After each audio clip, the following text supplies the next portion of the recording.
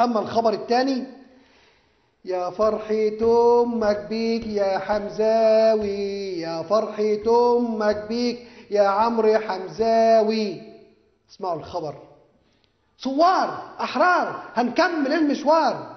تحركت مسيرة رابعة العدوية أمس باتجاه قصر الاتحادية وسط هتافات عشرات المتظاهرين المشاركين ضد الرئيس مرسي وجماعة الإخوان المسلمين.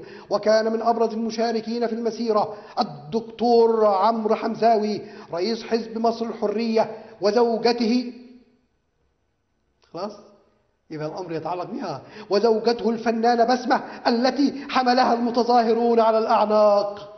الله أكبر. فتحت رجليها وحطت رجليها على قفا وماشي جنبها عمرو حمزاوي، هي تقول الإخوان مش عارف إيه وهو يقول وراها والناس حملاها. أما وكانت معهم المجاهدة المناضلة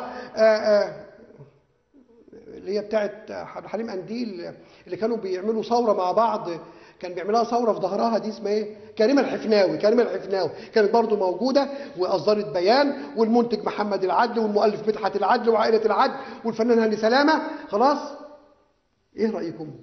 ايه كان خبر مهم؟ كان خبر مهم والله. تخيلوا بقى كده بسمة وهي على كتف، ما هم انتوا يعني، لا انتوا اصلا راجعيين حقيقي، بتوع مشاهدي قناه الام دول راجعيين. ايه المشكله؟ يعني بدل ما عمرو، يعني عمرو يشيلها في البيت وواحد تاني يشيلها في الميدان، يعني هي عايزه تشال على طول. ايه المشكله؟ دي اعراض ناس؟ لا مش اعراض، لا دي بتهتف. يعني عمرو بيشيلها في عينيه، خلاص بيشيلها في عينيه، بيشيلها فوق الرمش كده عشان هي خايفه خالص، خلاص فبيشيلها. انا نيتي، شوف والله انا غير مسؤول عن اي نوايا سيئه، خلاص.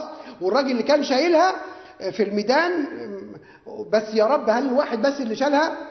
لا، ما هو شوف في سبيل مصر، في سبيل مصر احنا شوف كلنا فداء مصر، عيش حريه مش عارف ايه بتاع اجتماعيه، واخدين بالكم؟ فانتوا لازم تتعلموا النضال.